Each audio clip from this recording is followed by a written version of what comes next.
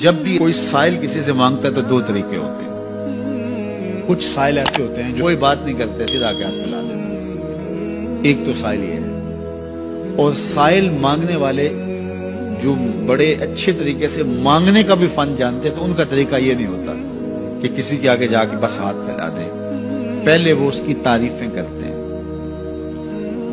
پھر جو ہے وہ اس کی رحم دلی کا ذکر کرتے ہیں، پھر اس کے مال و اسباب جو اس کو دیے گئے ہیں ان کے قصیدے پڑھتے ہیں، پھر اپنی وفاداری کا اظہار کرتے ہیں، پھر جھولی پھیلاتے ہیں. تو یہ دوسرا اور مہذب طریقہ ہے.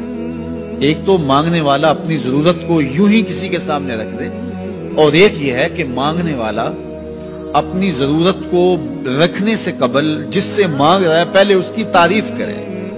اب بندے اللہ سے ہدایت مانگنے کے لیے کھڑے ہوئے، پہلے تو وضو کیا، صاف ستھرے ہوئے، کانوں پہ ہاتھ لگائے، اس کے بعد ہاتھ باندھ کے ادب سے کھڑے ہو گئے، اور اب مانگنے لگے تو کیا بولے؟ الحمدللہ رب العالمین.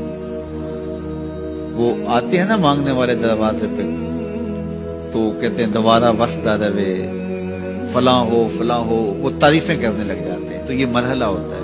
ابھی اس نے سوال لب پہ نہیں لایا ہوتا تو گھر والا پہلے بچے کو کہتا ہے جا اتنے پیسے اس کو دے گیا. میاں وہ تو آپ کی تعریفیں کر رہا ہے، مانگ تھوڑا رہا ہے. وہ سمجھتا ہے جو تعریفیں کرنا شروع ہو گیا یہ مانگنے کے لیے تو کر رہا ہے. اللہ اکبر. تو جب بندہ الحمدللہ کہتا ہے رحمتیں اسی وقت برسنا شروع ہو جاتی.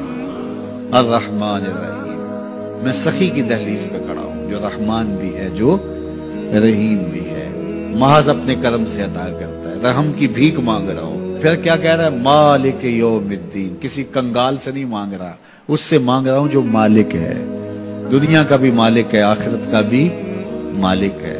پھر اس کے بعد اگلی بات کیا کہتا ہے؟ ایاک نعبد و ایاک نستعین. مالک میں پوچھتا بھی تجھے ہوں اور مانگتا بھی تجھ سے ہوں. دیکھو سائل اس اعتبار سے بھی دو طرح کے ہوتے ہیں. ایک سائل ہوتا ہے جو بائی پاس پہ اترتا ہے، ایک کے گھر کے سامنے جاتا ہے، یہی طریقہ صحیح مانگنے کا، لیکن جاتا ہے کہ گھر کے سامنے تعریفیں کرتا ہے اور مالک خانہ کو پتا ہوتا ہے کہ یہ ہمسایہ سے بھی مانگ کے آیا ہے، میرے گھر سے بھی مانگ رہا ہے، اگلے گھر سے بھی مانگ رہا ہے. تو وہ اسے تھوڑا سا آٹا دے دیتا ہے، 1 روپیہ دے دیتا ہے. اس کو پتا ہے اس نے پورا گاؤں مانگنا ہے، آدھا گاؤں مانگ آیا ہے، آدھا گاؤں اس نے ابھی مانگنا ہے. تو سارے 1-1 روپے دیتے ہیں. ایک تو سائل وہ ہے جو در در پہ جاتا ہے، اور ایک سائل بائی پاس سے اترا، وہاں سے پل عبور کیا، پھر گلی سے گزرتے ہوئے یہاں آیا، اور یہاں آ کے آپ کے ساتھ اس نے کہا کہ میں کسی در پہ نہیں گیا، آپ کے پاس آیا ہوں، اب آپ نے میری ضرورت پوری کرنی ہے. تو پھر 8 آنے 5 روپے تو نہیں دیے جائیں گے. پھر تو جو میری استطاعت ہوگی، جو آپ کی استطاعت ہوگی، اس استطاعت کے مطابق دیں گے کہ یہ سارا شہر چھوڑ کے آیا ہے، یہ کسی سے نہیں مانگتا، یہ مجھ سے ہی مانگتا ہے. تو پھر آپ اس کی ضرورت پوری کریں گے. اگر آپ کے بس میں ہوا تو مانگنے والا کیا کہہ رہا ہے؟ ایاک نعبد. یہ پیشانی کہیں اور نہیں جھکتی.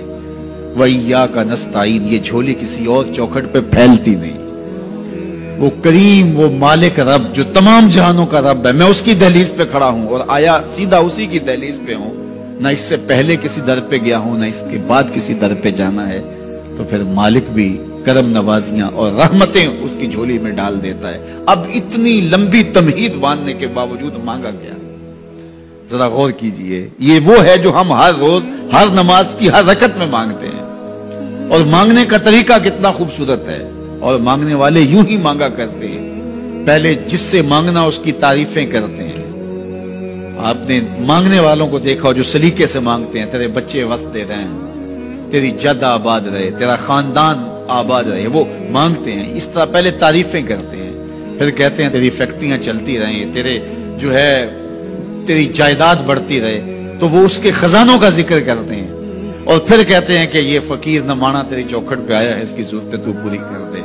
اب بندہ بھی اللہ کے حضور جب حاضر ہوتا ہے تو مانگنے کا سلیقہ کیا ہے؟ سب سے پہلے کہتا ہے الحمدللہ رب العالمین. میں کسی کنگال کی چوکھٹ پہ نہیں آیا، تمام جہانوں کے پالن ہار کی چوکھٹ پہ آیا.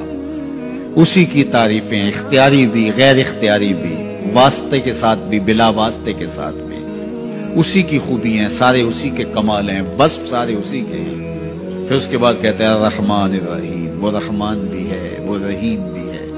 پھر اس کے بعد کہتا ہے مالک یوم الدین، وہ دنیا کا ہی مالک نہیں آخرت کا بھی مالک ہے، یوم حساب کا بھی مالک ہے۔ پھر اس کے بعد اپنی وفاداری جتلاتے ہوئے کہتا ہے ایاک نعبد و ایاک نستعین، مالک سارا جہاں بس رہا ہے، میں نے کسی سے نہیں مانگا، میں نے جھولی تیری چوکھٹ پہ پھیلائی ہے، میری پیشانی تیرے حضور جھکتی ہے، یہ پیشانی کسی اور کے حضور کبھی نہیں جھکی نہ جھکے گی۔ یہ سب عرض کرنے کے بعد پھر مانگتا کیا؟ اہدنا الصراط المستقیم، مالک مجھے سیدھی راہ پہ چلا دے، میں تیرے حضور آیا ہوں، مجھے ہدایت کا نور عطا کر دے۔ انشاءاللہ یہ ہدایت کیا ہے اور ہدایت کی قسمیں کیا ہیں، اور پھر اس دعا کا جواب اللہ کی طرف سے کیا آتا ہے، اور بندے پہ کتنی کرم نوازیاں ہوتی ہیں، انشاءاللہ یہ مضمون کل ہوگا۔ اللہ مجھے آپ کو اپنی رحمتوں کے سائے میں رکھے۔